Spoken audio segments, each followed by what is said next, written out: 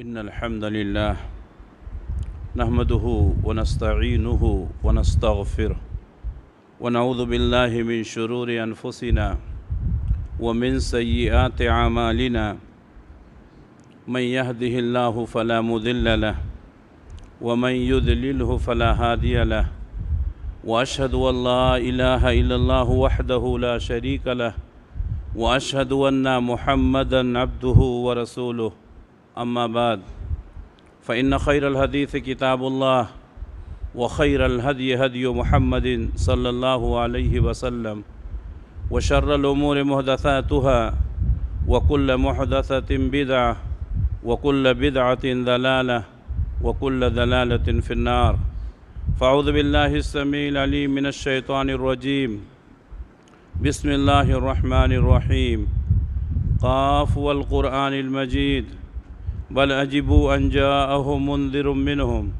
فقال الكافرون هذا شيء عجيب أئذا متنا وكنا ترابا ذلك رجع بعيد پیچھے کیجئے أئذا متنا وكنا ترابا ذلك رجع بعيد قد علمنا ما تنقص الأرض منهم وعندنا كتاب حفيظ بل كذبوا بالحق لما جاءهم فهم في أمر مريج يا أيها الذين آمنوا اتقوا الله حق تقاته ولا تموتن إلا وأنتم مسلمون يا أيها الناس اتقوا ربكم الذي خلقكم من نفس واحدة وخلق منها زوجها وبث منهما رجالا كثيرا ونساء واتقوا الله الذي تساءلون به والأرحام إن الله كان عليكم رقيبا يا أيها الذين آمنوا اتقوا الله وقولوا قولا سديدا يصلح لكم أعمالكم ويغفر لكم ذنوبكم ومن يطع الله ورسوله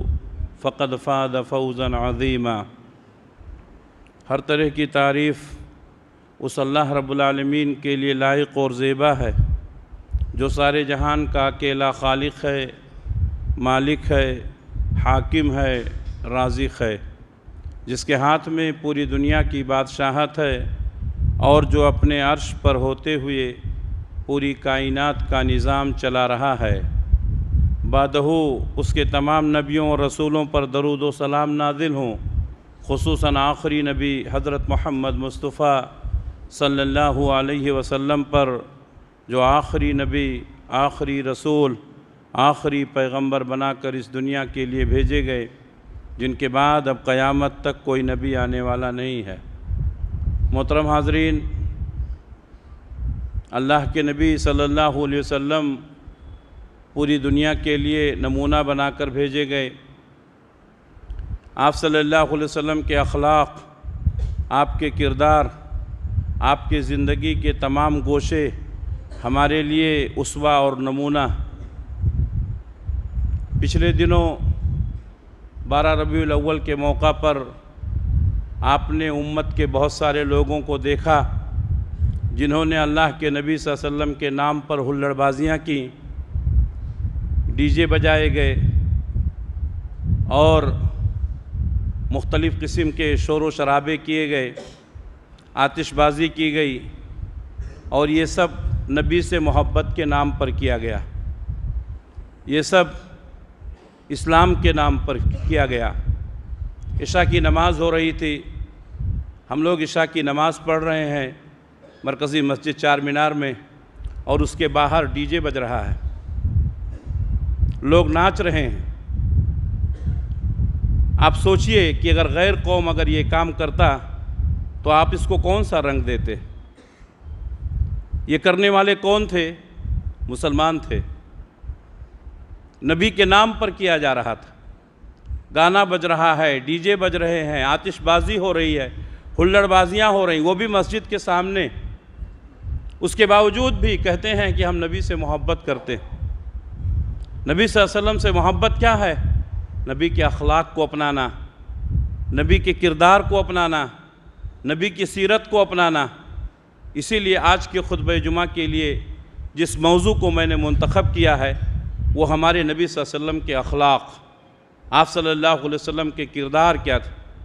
آپ صلی اللہ علیہ وسلم دنیا کے سب سے اچھے، سب سے بہتر، سب سے نیک انسان ہیں، اور اس کی گواہی کسی انسان نے نہیں بلکہ خود اللہ نے دی ہے۔ انکا لعلی خلق عظیم، آپ اخلاق کے عظیم مرتبے پر فائز ہیں۔ آپ صلی اللہ علیہ وسلم کی اخلاق کی گواہی خود اللہ نے دی۔ اگر کوئی انسان نیک ہے، اچھا ہے، اور کوئی بڑا آدمی، کوئی پہنچا ہوا آدمی اگر اس کے اخلاق کی گواہی دے تو اس کو لوگ بطور مثال کہتے ہیں فلاں آدمی نے اس کی گواہی دی۔ ہمارے نبی کے اخلاق کی گواہی خود اللہ نے دی۔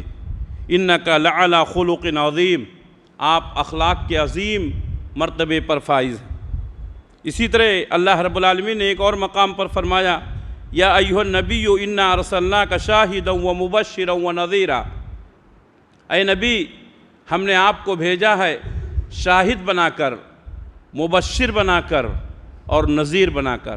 شاہد کسے کہتے ہیں؟ گواہی دینے والا، یعنی آپ گواہی دیں گے کہ کون اچھا ہے کون برا ہے۔ مبشراً، خوشخبری سنانے والا، یعنی لوگوں کو، نیک لوگوں کو جنت کی خوشخبری آپ سناتے ہیں۔ نذیراً، ڈرانے والا، یعنی جو اللہ کی نافرمانی کرتا ہے اس کو اللہ کے عذاب سے آپ ڈراتے ہیں۔ پیارے نبی صلی اللہ علیہ وسلم اپنے صحابہ کو ہمیشہ یہ تاکید کیا کرتے تھے، بشروا ولا تنفروا، بشارت کی باتیں کرو، خوشی کی باتیں کرو، نفرتیں مت پھیلاؤ۔ یسروا ولا تعسروا، آسانیاں پیدا کرو، سختی مت پیدا کرو۔ یہ آپ صلی اللہ علیہ وسلم کی تاکید ہے صحابہ کے لیے، اور صحابہ کے ذریعے سے پوری امت کے لیے ہم بشارت دینے والے بنائیں، ہم آسانیاں پیدا کرنے والے بنائیں، ہم لوگوں کے لیے اچھا ایک نمونہ بنائیں۔ پیارے نبی صلی اللہ علیہ وسلم کے اخلاق کی گواہی کافروں نے بھی دی۔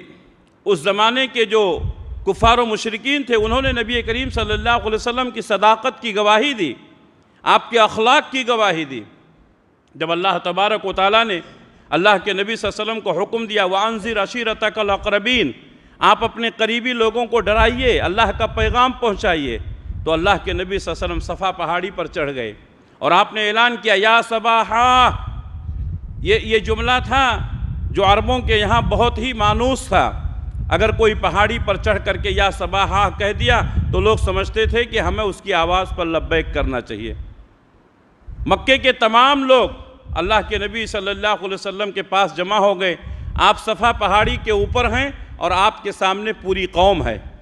پیارے نبی صلی اللہ علیہ وسلم نے فرمایا، کیا میں آپ کو یہ بتاؤں کہ پہاڑ کے پیچھے ایک لشکر ہے جو تمہارے اوپر حملہ کرنا چاہتا ہے، تو کیا تم ہماری بات مانو گے؟ تو ان لوگوں نے کیا کہا؟ ان لوگوں نے یہی کہا، اے محمد، کبھی ہم نے آپ کو جھوٹ بولتے ہوئے نہیں سنا ہے۔ 40 سال کی عمر میں کبھی بھی آپ نے جھوٹ نہیں بولا۔ یہ کون گواہی دے رہا ہے؟ مکہ کے سارے کفار گواہی دے رہے ہیں، آپ نے کبھی جھوٹ نہیں بولا۔ ایک مسلمان کبھی جھوٹ نہیں بولتا ہے۔ پیارے نبی صلی اللہ علیہ وسلم کے اخلاق اور کردار کی گواہی کفار مکہ نے دی، کہاں کبھی آپ نے جھوٹ نہیں بولا۔ اس لیے اگر آپ یہ کہتے ہیں کہ پیچھے لشکر ہے جو آپ کے اوپر حملہ کرنے والا ہے تو ہم اس کی بات ضرور مانیں گے۔ تو اللہ کے نبی صلی اللہ علیہ وسلم کے اخلاق کی، آپ کے کردار کی، آپ کے صداقت کی، آپ کی راست بازی کی گواہی کفار مکہ نے بھی دی۔ میرے بھائیوں، کوئی بھی انسان ہو اس کو سب سے زیادہ اس کی بیوی جانتی ہے۔ ہم کتنے اخلاق مند ہیں یہ ہماری بیوی کو معلوم، آپ کتنے اخلاق مند ہیں یہ آپ کی بیوی کو معلوم۔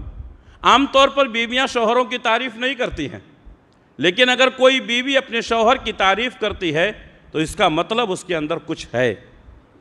اللہ کے نبی صلی اللہ علیہ وسلم کو 40 سال کی عمر میں نبوت ملی، آپ صلی اللہ علیہ وسلم کے اوپر پہلی وحی نازل ہوئی، آپ انتہائی گھبرائے ہوئے تھے۔ آپ کہاں گئے؟ حضرت خدیجہ کے پاس گئے اور کہا زملونی زملونی، مجھے چادر اڑھا دو، مجھے چادر اڑھا دو۔ آپ کو چادر اڑھا دیا گیا، آپ سو گئے۔ تھوڑی دیر کے بعد آپ کو راحت ملی، آپ بیدار ہوئے۔ حضرت خدیجہ نے کہا بتائیے معاملہ کیا ہے؟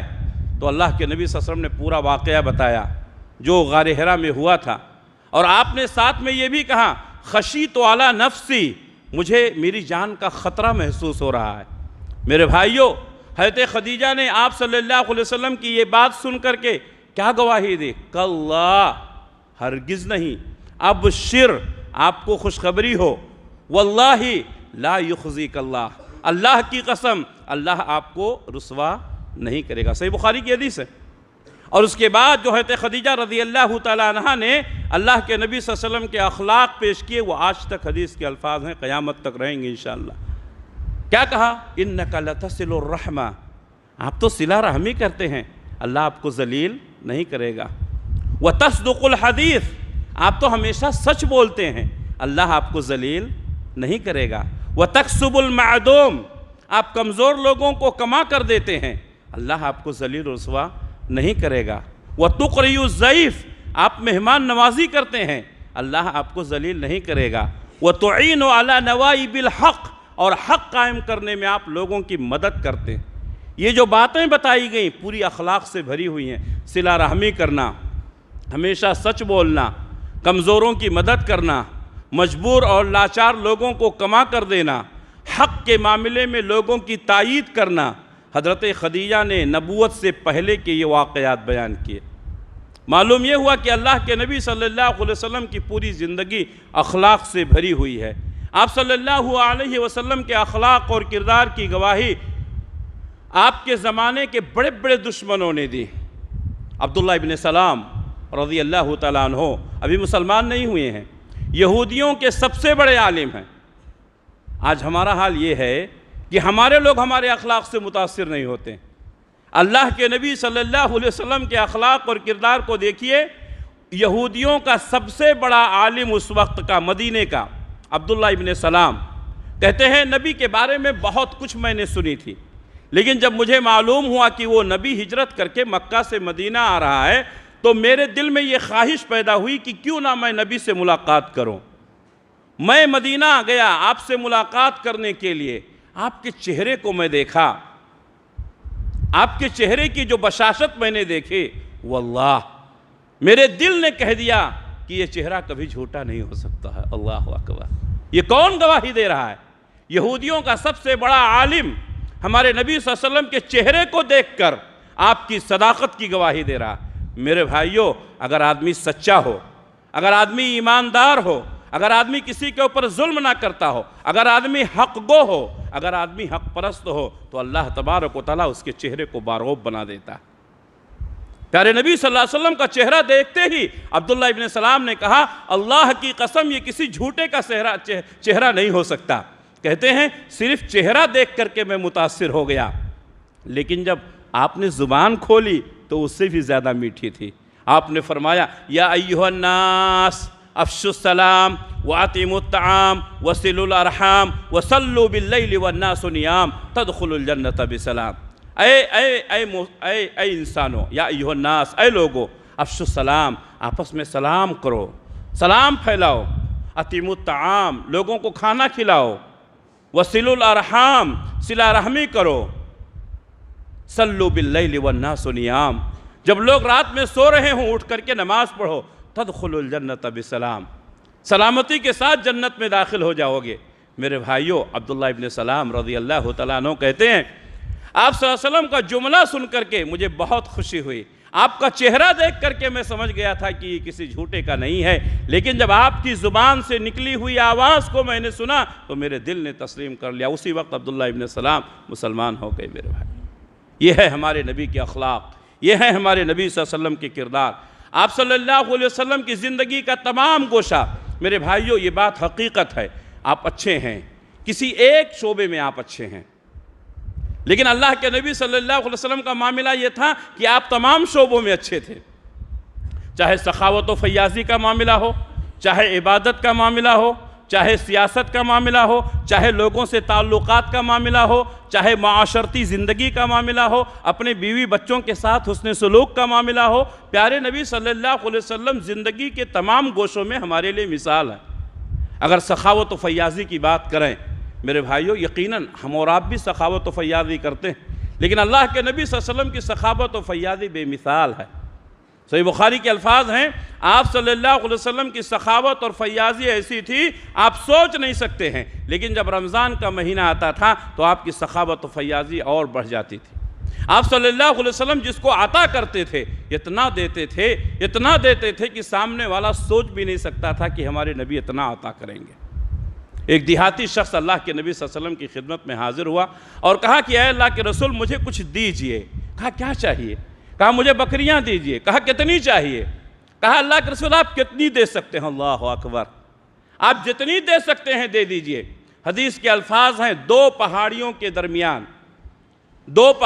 درمیان جو گھاٹی ہوتی ہے وہ گھاٹی بکریوں سے بھری ہوئی تھی، اللہ کے نبی صلی اللہ علیہ وسلم نے وہ تمام بکریاں اس کو دے دی۔ یہ شخص اتنا خوش ہوا، اپنے قبیلے میں گیا، قبیلے کے تمام لوگوں کو اکٹھا کیا اور کہا لوگوں مسلمان ہو جاؤ، اللہ کی قسم محمد صلی اللہ علیہ وسلم لوگوں کو اتنا نوازتے ہیں، انہیں کبھی ڈر نہیں ہوتا ہے فقیری کا۔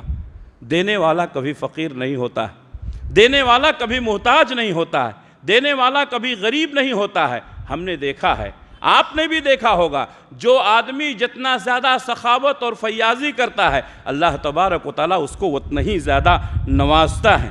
پیارے نبی صلی اللہ علیہ وسلم نے سخاوت اور فیاضی کی مثال قائم کی۔ یہی نہیں بلکہ آپ صلی اللہ علیہ وسلم کبھی کبھی ایسی چیز جو آپ کو بہت پسند ہے وہ بھی اگر کوئی سوال کر لیا تو اس کو بھی دے دیتے تھے۔ ایک عورت نے آپ کو ایک چادر دی، وہ چادر بہت خوبصورت تھی، گوٹے دار تھی۔ آپ صلی اللہ علیہ وسلم عام طور پر لوگ آپ کو ہدیہ تحفہ دیا کرتے تھے۔ آپ نے وہ چادر جب ملی آپ کو تو آپ نے اس کو زیبتن کیا، پہن کر باہر نکلے تو ایک صحابی نے دیکھا بڑی خوبصورت چادر ہے۔ صحابی نے کہا اللہ کے رسول بڑی خوبصورت ہے۔ کہا چاہیے کیا؟ کہا اللہ کے نبی نے فرمایا اچھا رکو۔ آپ گھر میں گئے، آپ نے دوسری چادر پہنی اور وہ چادر جو آپ کو کسی عورت نے ہدیے میں دیا تھا اس آدمی کو لا کر دے دیا، صحابی کو دے دیا۔ صحابہ کرام نے جب دیکھا تو وہ صحابی کو ڈانٹنے لگے، کہا تمہیں معلوم ہے کہ اللہ کے نبی صلی اللہ علیہ وسلم کبھی کسی کی سوال پر نہ نہیں کرتے ہیں، پھر بھی تم نے مانگ لیا۔ اللہ اکبر۔ صحابی کا جواب سنو میرے بھائیو۔ صحابی نے کہا میں نے اس کو شوق کے لیے نہیں مانگا ہے، میں نے دیکھا کہ اس چادر کو ہمارے نبی نے زیبتن کیا تھا، آپ کے جسم سے یہ چادر لگی ہوئی تھی، میں نے سوچا کیوں نہ اس کو میں اپنے کفن کے لیے رکھ لوں۔ میں نے نبی سے مانگا اور اللہ کے نبی صلی اللہ علیہ وسلم نے مجھے عطا کیا، اب میں اس کو اپنے کفن کے لیے استعمال کروں گا۔ پیارے نبی صلی اللہ علیہ وسلم کبھی کسی کے سوال پر نہ نہیں کرتے تھے۔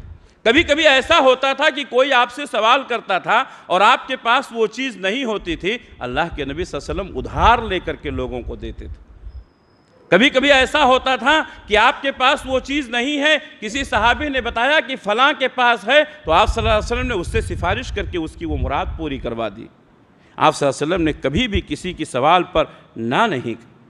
عاجزی اور انکساری تو آپ کے اندر ایسی تھی، صحابہ میں کبھی بھی آپ نے کوئی الگ مرتبہ نہیں کیا۔ کچی زمین پر بیٹھ گئے، صحابہ کرام کے درمیان بیٹھ گئے۔ کبھی کبھی ایسا ہوتا تھا کہ باہر سے آنے والا اس کو معلوم نہیں پڑتا تھا کہ نبی کون ہے، اور اس کو پوچھنا پڑتا تھا من منکم محمد، تمہیں محمد کون ہے؟ اللہ کے نبی صلی اللہ علیہ وسلم انتہائی عاجزی کے ساتھ، انتہائی انکساری کے ساتھ منکسر المزاج تھے۔ کبھی آپ کے اندر میں بڑا پن ایسا نہیں ہوا، جبکہ آپ کو اللہ تبارک و تعالیٰ نے سید الانبیاء والمرسلین بنایا، جبکہ آپ صاحب لواء الحمد ہیں، جبکہ آپ فخر بنی آدم ہیں، جبکہ آپ رحمت للعالمین ہیں، جبکہ آپ شفیع المذنبین ہیں۔ عاجزی اور انکساری کا حال یہ ہے کہ آپ چلتے ہوئے بچوں کو سلام کر لیا کرتے تھے۔ کوئی بھی آدمی آپ کے پاس اپنی ضرورت لے کر آتا، آپ اس کی ضرورت پوری کرتے تھے۔ صحابی کہتے ہیں ایک بار ایک عورت آئی، وہ نیم پاگل تھی۔ ہم لوگ تو اچھے لوگوں سے بھی گفتگو نہیں کرتے، نیم پاگل عورت اللہ کے نبی صلی اللہ علیہ وسلم کے پاس آئی اور کہا میں آپ سے کچھ تنہائی میں بات کرنا چاہتی ہوں۔ اللہ کے نبی صلی اللہ علیہ وسلم اس کے ساتھ گئے اور کافی دیر تک وہ عورت بات کرتی رہی۔ صحابہ کرام نے یہ منظر دیکھا، نبی کریم صلی اللہ علیہ وسلم کی اخلاق کی مثال دی۔ عاجزی اور انکساری ایسی تھی۔ ایک دفعہ اللہ کے نبی صلی اللہ علیہ وسلم بیٹھے ہوئے ہیں، آپ کے ساتھ حضرت جبریل ہیں، ایک فرشتہ آیا اور اس نے کہا کہ اللہ تعالیٰ نے مجھے آپ کے پاس بھیجا ہے اور آپ کے پاس دو آپشن دیا ہے، اگر آپ نبوت کے ساتھ ساتھ بادشاہت بھی چاہتے ہیں تو اللہ آپ کو دینے کے لیے تیار ہے، جیسا کہ حضرت یوسف علیہ السلام کو اللہ تعالیٰ نے نبوت اور رسالت بھی دی اور مصر کا فائننس منسٹر بھی بنایا۔ حضرت سلیمان علیہ السلام کو اللہ تبارک و تعالیٰ نے نبوت اور رسالت بھی دی اور آپ نے دنیا کا بادشاہ بھی بنایا۔ نبی صلی اللہ علیہ وسلم کے بھی سامنے یہ آفر پیش کیا گیا، لیکن اللہ کے نبی صلی اللہ علیہ وسلم نے فرمایا نہیں۔ حضرت جبریل کہتے ہیں نبی سے کہا تواضع لربک، آپ اپنے رب کے لیے تواضع اختیار کیجئے۔ اللہ کے نبی صلی اللہ علیہ وسلم نے فرمایا گرچہ اللہ تعالیٰ نے مجھے آپشن دیا ہے، نبوت اور رسالت کے ساتھ بادشاہت کا بھی مجھے آفر دیا گیا ہے، لیکن مجھے بادشاہت نہیں چاہیے، مجھے حکومت نہیں چاہیے۔ آج ہمارے یہاں ایک جماعت ہے جس کا کام ہے صرف حکومت قائم کرنا، جس کا کام ہے سیاست میں آگے بڑھنا، جس کا کام ہے حکومت الہیہ قائم کرنا۔ آپ کے نظریات ہو سکتے ہیں، یہاں تو اللہ کے نبی صلی اللہ علیہ وسلم کو حکومت دی جا رہی ہے، یہاں تو آپ کو سلطنت سونپی جا رہی ہے، لیکن اللہ کے نبی صلی اللہ علیہ وسلم نے فرمایا نہیں، میں صرف عاجز بندہ بن کر رہنا چاہتا ہوں۔ اور آپ نے فرمایا میں تو یہ چاہتا ہوں کہ ایک دن میں پیٹ بھر کر کھانا کھاؤں اور اللہ کا شکر ادا کروں کہ اے اللہ تو نے مجھے آج پیٹ بھر کے کھانا دیا، اور ایک دن میں بھوکا رہوں تاکہ اللہ کے سامنے عاجزی اور انکساری کے ساتھ روؤں کہ اے اللہ اگر تو نہ کھلائے تو کوئی کھلانے والا نہیں۔ یہ ہے عاجزی، یہ ہے انکساری ہمارے نبی صلی اللہ علیہ وسلم کی۔ میرے بھائیوں، آپ صلی اللہ علیہ وسلم بہت ہی رحم دل تھے، دوسروں کو دیکھ کر کے آپ کے دل کے اندر رحم پیدا ہوتا تھا۔ اللہ تبارک و تعالیٰ نے آپ کی مثال بیان کی ہے سورہ آل عمران میں، فَبِمَا رَحْمَةٍ مِّنَ اللَّهِ لِنْتَ لَهُمْ وَلَوْ كُنْتَ فَظًّا غَلِيظَ الْقَلْبِ لَانفَضُّوا مِنْ حَوْلِكَ فَاعْفُ عَنْهُمْ وَاسْتَغْفِرْ لَهُمْ وَشَاوِرْهُمْ فِي الْأَمْرِ۔ اے نبی صلی اللہ علیہ وسلم، آپ اللہ تبارک و تعالیٰ کی رحمت سے ان کے لیے رحم دل ہو گئے، اللہ تبارک و تعالیٰ کی نعمت سے آپ اپنے ساتھیوں کے لیے رحم دل ہو گئے، ورنہ وَلَوْ كُنْتَ فَظًّا غَلِيظَ الْقَلْبِ لَانفَضُّوا مِنْ حَوْلِكَ، اگر آپ سخت دل ہوتے، آپ ترشرو ہوتے تو یہ صحابہ آپ سے دور بھاگ جاتے۔ آپ صلی اللہ علیہ وسلم کے اخلاق، آپ کے کردار، لوگ آپ سے قریب ہوتے تھے۔ کبھی بھی جس طریقے سے شہد کی مکھیاں میٹھی چیز پر بیٹھی رہتی تھی، صحابہ اللہ کے نبی صلی اللہ علیہ وسلم کے ارد گرد رہتے تھے۔ یہ آپ کے اخلاق ہے، یہ آپ کی رحم دلی ہے۔ وَلَوْ كُنْتَ فَظًّا غَلِيظَ الْقَلْبِ لَانفَضُّوا مِنْ حَوْلِكَ، اگر آپ سخت دل ہوتے تو یہ صحابہ جو آپ کے ارد گرد بیٹھے رہتے ہیں بھاگ جاتے۔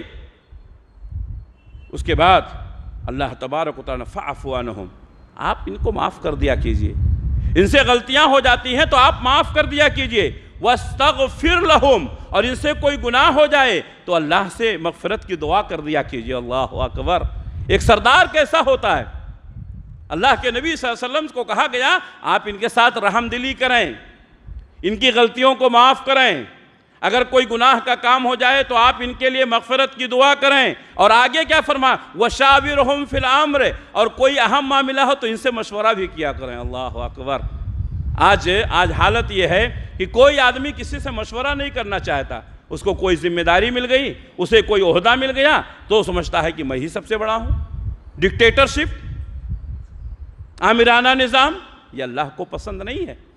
آپ صلی اللہ علیہ وسلم دنیا کے سب سے اچھے انسان ہیں، لیکن پھر بھی اللہ تعالیٰ آپ کو حکم دے رہا ہے کہ آپ اپنے صحابہ سے جو آپ سے کمتر ہیں، آپ سے چھوٹے ہیں، آپ سے کم علم ہیں، آپ ان سے بھی مشورہ کیجئے۔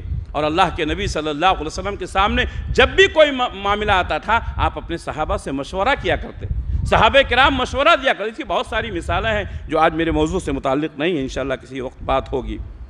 آپ صلی اللہ علیہ وسلم عفو درگزر، لوگوں کو معاف کر دینا، درگزر کر دینا، آپ کی تو پوری زندگی بھری ہوئی ہے۔ طائف کے میدان میں آپ کو مارا گیا، زخمی کیا گیا، آپ کے جسم سے خون کے فوارے پھوٹے، آپ بے ہوش ہو گئے۔ آپ کی مدد کے لیے اللہ تعالیٰ نے آسمان سے فرشتہ بھیجا جس کو ملک الجبل کہتے ہیں، اور اس فرشتے نے کہا کہ اللہ کے رسول آپ حکم دیجئے میں ان طائف والوں کو دو پہاڑیوں کے درمیان رکھ کر پیس دوں۔ اللہ کے نبی صلی اللہ علیہ وسلم فرمایا نہیں، یہ لوگ میری بات نہیں مانتے ہیں تو نہ مانیں، لیکن مجھے یقین ہے کہ ان کی نسل ضرور مسلمان ہوگی۔ میرے بھائیوں، اگر ہمارے اوپر کوئی ظلم کرتا ہے، ہمارے ساتھ کوئی ناانصافی کرتا ہے، ہم اس سے کتنی نفرت کرتے ہیں۔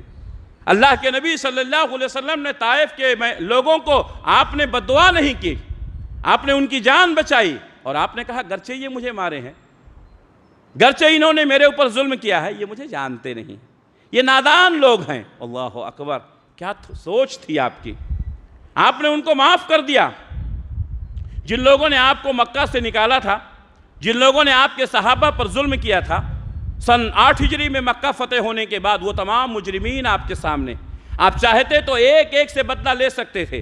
بعض صحابہ نے کہا الیوم یوم الملحمہ، آج خون بہانے کا دن ہے، آج بدلہ لینے کا دن ہے۔ ایک شخص اللہ کے نبی صلی اللہ علیہ وسلم کے پاس پہنچا، کہا اللہ کے رسول آج آپ کے صحابہ بہت جوش میں ہیں، آج آپ کے صحابہ نے اعلان کیا ہے کہ آج خون بہانے کا دن ہے، آج بدلہ لینے کا دن ہے۔ ہمارے نبی نے فرمایا اللہ نہیں، الیوم یوم المرحمہ، آج کا دن رحم کرنے کا دن ہے، آج کا دن معاف کرنے کا دن ہے۔ اور آج صلی اللہ علیہ وسلم نے وہ مثال قائم کی، آپ کعبۃ اللہ کے دروازے پر کھڑے ہوئے اور فرمایا لا تثریب علیکم اليوم اذهبوا انتم الطلقاء، آج تم سے کوئی بدلہ نہیں لیا جائے گا، جاؤ تم سب لوگ آزاد ہو۔ میرے بھائیوں، اللہ کے نبی صلی اللہ علیہ وسلم عفو درگزر، آپ معاف کر دیتے تھے۔ آپ نے کیسے کیسے جگہ پر لوگوں کو معاف کیا، ہم اس کی تفصیل میں نہیں جانا چاہتے ہیں۔ آپ صلی اللہ علیہ وسلم اپنے گھر والوں کے ساتھ حسن سلوک کرتے تھے، اپنی بیوی بچوں کے ساتھ۔ آج ہمارے لوگ ہیں ساتھیوں کے ساتھ ماشاءاللہ بہت اچھے ہیں، دوستوں کے ساتھ بہت اچھے ہیں، لیکن اپنے بیوی بچوں کے ساتھ اللہ کے نبی صلی اللہ علیہ وسلم نے فرمایا خیرکم خیرکم لأہلکم، تم میں سب سے اچھا انسان وہ ہے جو اپنی بیوی بچوں کے لیے اچھا ہو۔ باہر تو سب اچھے رہتے ہیں، بیوی بچوں کے لیے اچھا بنو۔ وَأَنَا خَيْرٌ لِأَهْلِي، میں اپنے بیوی بچوں کے لیے بہت اچھا ہوں۔ پیارے نبی صلی اللہ علیہ وسلم ہمیشہ اپنے بیوی بچوں سے پیار کرتے تھے، ہمیشہ آپ ان کے حسن اخلاق کے ساتھ کا مظاہرہ کرتے تھے۔ کسی صحابی نے حضرت عائشہ سے پوچھا کہ اللہ کے نبی صلی اللہ علیہ وسلم جب گھر میں ہوتے ہیں تو گھر میں کیا کرتے ہیں؟ باہر تو ہم لوگ دیکھتے ہیں، گھر میں کیا کرتے ہیں؟ تو کہا تمہیں معلوم نہیں ہے، جب نبی صلی اللہ علیہ وسلم گھر میں رہتے ہیں تو گھر کا کام کرتے ہیں۔ اللہ اکبر۔ آج گھر کا کام کرنا، بیوی کا ہاتھ بٹانا آج لوگ عیب سمجھتے ہیں۔ حضرت عائشہ صدیقہ رضی اللہ تعالیٰ عنہ کہتی ہیں جب تک آپ گھر میں رہتے تھے آپ گھر کے کام کاج میں لگے، جوتے سی لیتے تھے، کپڑے سی لیتے تھے، کپڑے دھو لیتے تھے، گھر میں جھاڑو لگا لیتے تھے۔ ہمارا اپنا کام ہے، ہمارا اپنا گھر ہے، اس میں کون سی عیب کی بات ہے؟ ایسے ہی پیار محبت ہوتی ہے، ایسے ہی گھر چلتا ہے۔ لیکن بہت سارے لوگ ہیں بیویوں کا ہاتھ نہیں بٹانا چاہتے ہیں، اور بہت ساری مائیں ایسی ہیں کہ اگر کوئی اپنی بیوی کی مدد بھی کرتا ہے تو مائیں نہیں چاہتی ہیں کہ کرے۔ مزاج کو بدلو میرے بھائیوں، ہم تو نبی کے ماننے والے ہیں، ہم تو نبی کی سنت پر عمل کرنے والے ہیں۔ گھروں میں جو خوشی کا ماحول پیدا ہوگا انہی چیزوں سے پیدا ہوگا۔ آپ اپنی بیوی کے لیے معاون و مددگار بنیں، بیوی آپ کے لیے معاون و مددگار بنے۔ لوگ ایک دوسرے کے دکھ درد کو سمجھیں، مصیبتوں پریشانیوں میں ایک دوسرے کا ساتھ دیں، ایسے ہی گھر چلتا ہے، ایسے ہی گھروں میں خوشی آتی ہے، ایسے ہی گھروں میں اللہ تبارک و تعالیٰ کی رحمتیں اور برکتیں نازل ہوتی ہیں۔ آپ صلی اللہ علیہ وسلم کبھی بھی اپنی بیویوں کی خدمت، اپنی بیویوں کا ہاتھ بٹانے میں کوئی عار نہیں محسوس کرتے تھے۔ آپ صلی اللہ علیہ وسلم اپنی بیویوں سے مشورہ کیا کرتے تھے۔ صلح حدیبیہ کے موقع پر 1400 صحابہ آپ کے ساتھ میں تھے، اللہ تبارک و تعالیٰ کے گھر کی زیارت کے لیے جا رہے تھے، عمرے کی نیت سے جا رہے تھے۔ آپ کو حدیبیہ میں روک لیا گیا، آپ نے فرمایا اپنے جانور یہیں ذبح کرو، اپنے سر مڈاؤ۔ لوگ غموں میں ڈوبے ہوئے تھے، کوئی نہ سر مڈا رہا ہے نہ کوئی جانور ذبح کر رہا ہے۔ حضرت ام سلمہ رضی اللہ تعالیٰ عنہ آپ کے ساتھ میں تھی۔ کہا پیارے رسول آپ بہت غمزدہ لگ رہے ہیں۔ بیویاں اپنے شوہروں کی مایوسی کو دیکھ کر کے بھانپ لیا کرتی تھیں۔ یہ کب ہوگا؟ جب اپنی بیویوں کے دل میں آپ اپنا مقام بنائیں گے۔ پیارے نبی صلی اللہ علیہ وسلم کی بیوی حضرت ام سلمہ نے کہا حضور آج آپ کا چہرہ بہت اترا ہوا ہے، بہت پریشان لگ رہے ہیں، معاملہ کیا ہے؟ پیارے نبی نے فرمایا ہاں 1400 صحابہ جن کو میں نے کہا کہ اپنے بال چھلا لیں، اپنے جانور ذبح کر لیں، کوئی نہیں سن رہا ہے۔ حضرت ام سلمہ نے کہا حضور آپ حکم مت دیں، آپ اپنے جانور ذبح کریں، آپ اپنے بال چھلائیں۔ میں ایک بیوی کا مشورہ تھا میرے بھائیوں۔ پیارے نبی باہر نکلے، نائی کو بلایا، آپ نے اپنے بال چھلائے، اپنے جانور کو ذبح کیا۔ وہ 1400 صحابہ جو آپ صلی اللہ علیہ وسلم کے حکم پر ابھی جانور نہیں ذبح کر رہے تھے، وہ جو ابھی بال نہیں چھلا رہے تھے، نبی کو دیکھا تو ایسا لگ رہا تھا کہ صحابہ اپنی گردنوں کو کاٹ دیں گے۔ میرے بھائیوں اخلاق اور کردار تقریر سے ممکن ہے نہ تحریر سے ممکن۔ وہ کام جو انسان کا کردار کرے ہے۔ آپ اپنے کردار سے لوگوں کے دلوں میں اپنا مقام بنا سکتے ہیں۔ میرے بھائیوں، پیارے نبی صلی اللہ علیہ وسلم کے اخلاق، آپ کے کردار ایسے ہی تھے۔ ایک دفعہ حضرت عائشہ صدیقہ رضی اللہ تعالیٰ عنہ آپ کے ساتھ میں تھیں۔ صحابہ کرام سے کہا آپ ذرا آگے چلے جاؤ، صحابہ کرام کو آگے بھیج دیا۔ اللہ کے نبی صلی اللہ علیہ وسلم نے حضرت عائشہ کے ساتھ دوڑ لگائی۔ ایک بار مسجد نبوی میں حبشی لوگ کچھ کھیل کھیل رہے تھے۔ حضرت عائشہ نے کہا اے اللہ کے رسول، میں دیکھنا چاہتی ہوں کہ وہ لوگ کیسا کھیلتے ہیں۔ میرے بھائیوں، حضرت عائشہ صدیقہ رضی اللہ تعالیٰ عنہ کہتی ہیں میں اس وقت نوجوان تھی، آپ صلی اللہ علیہ وسلم نے مجھے آڑ کر لیا اور آپ کے کندھے پر سر رکھ کر کے میں حبشیوں کا کھیل دیکھتی رہی۔ پھر حضرت عائشہ صدیقہ رضی اللہ تعالیٰ عنہ کہتی ہیں تم سوچ سکتے ہو کہ ایک نوجوان لڑکی کو کھیل کا کتنا شوق ہوگا اور کتنی دیر تک میں نے کھیل دیکھا ہوگا۔ پیارے نبی صلی اللہ علیہ وسلم اپنے کندھے پر حضرت عائشہ صدیقہ رضی اللہ تعالیٰ عنہ کا چہرہ رکھ کر کے، ان کا رخ رکھ کر کے آپ حبشیوں کا کھیل دکھاتے رہے۔ میرے بھائیوں، اپنی بیویوں کے لیے نرم بنو۔ آج گھر ٹوٹ رہے ہیں، آج خاندان بکھر رہے ہیں، آج رشتوں میں دراڑیں پیدا ہو رہی ہیں۔ آج ہم نے بیویوں کو انگیج کرنا نہیں سیکھا، آج ہم نے ان کے ساتھ حسن سلوک کر کے ان کو اپنا بنانا نہیں سیکھا۔ نہ بیویاں شوہروں کا احترام کرنا جانتی ہیں، نہ شوہر بیویوں کے ساتھ شفقت کرنا جانتے ہیں۔ آج ہمارے گھروں میں جو اتھل پتھل ہے، آج ہمارے گھروں میں جو حالات پیدا ہو رہے ہیں، یہ ہماری نادانیوں کی وجہ سے ہو رہے ہیں۔ آپ دروس میں بیٹھیے، آپ علماء کے ساتھ بیٹھیے، آپ مشورہ کیجئے، آپ نبی کریم صلی اللہ علیہ وسلم کی سیرت پڑھیے، آپ اپنے گھروں کو ٹوٹنے سے بچائیے، اپنے گھروں میں آپ اللہ کی رحمتوں اور برکتوں کے نزول کا سبب بنائیں۔ انشاءاللہ اللہ کی ذات سے امید ہے کہ یہ ٹوٹتے ہوئے رشتے جڑ جائیں گے، یہ بکھرتے ہوئے خاندان پھر ایک ہو جائیں گے۔ اس میں آپ بہت اہم رول ادا کر سکتے ہیں، ہماری مائیں بھی کر سکتی ہیں، ہماری بہنیں اور بیٹیاں بھی کر سکتی ہیں، آپ حضرات بھی کر سکتے ہیں۔ ہم سب مل کر کے ایک اچھا ماحول پیدا کریں گے انشاءاللہ۔ اللہ کے نبی صلی اللہ علیہ وسلم ہمیشہ بچوں پر شفقت اور مہربانی کرتے تھے۔ عام طور پر ہمارے سماج میں بچوں کو کوئی اہمیت نہیں دی جاتی۔ کبھی کبھی میں دیکھتا ہوں لوگ نماز پڑھتے ہیں، بچے آ گئے، بچے تو بچے ہوتے ہیں نا بھائی، کوئی بچہ دوڑنے لگا، کوئی بچہ شور کرنے لگا، لوگ بھڑک جاتے ہیں۔ اللہ کے نبی صلی اللہ علیہ وسلم کے زمانے میں بچے آیا کرتے تھے۔ آپ صلی اللہ علیہ وسلم کہتے ہیں کہ میں رکوع میں جاتا تھا، میں تلاوت کرتا تھا، کسی بچے کی رونے کی آواز سنتا تھا تو میں نماز کو مختصر کر دیتا تھا کہ اس کی ماں کو تکلیف نہ ہو۔ آج ہم بچوں سے نفرت کر، یہ بچے جو آپ کی مسجدوں میں آ رہے ہیں نہیں، یہ بہت قربانیاں دے کر کے آ رہے ہیں۔ اگر آج ہم نے ان کو مسجدوں میں قبول نہیں کیا، کل ہم بلائیں گے یہ مسجد میں نہیں آئیں گے۔ میرے بھائیوں، آج لوگوں نے بچوں کو کھیلنے کے لیے، بچوں کی تباہ کے لیے، ان کی خوشی کے لیے کیا کیا کیا ہے۔ آج یہ بچے ہماری مسجدوں میں آ رہے ہیں، ہماری مسجدیں آباد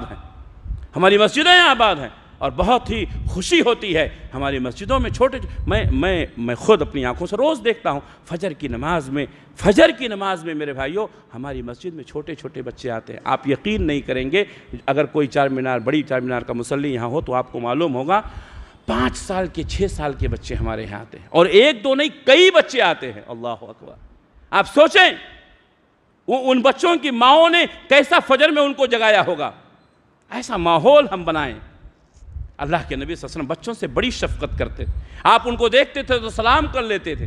کوئی بچہ جب کوئی پھل آتا تھا، پہلا پھل آپ توڑ کر کے کسی بچے کو کھلاتے تھے۔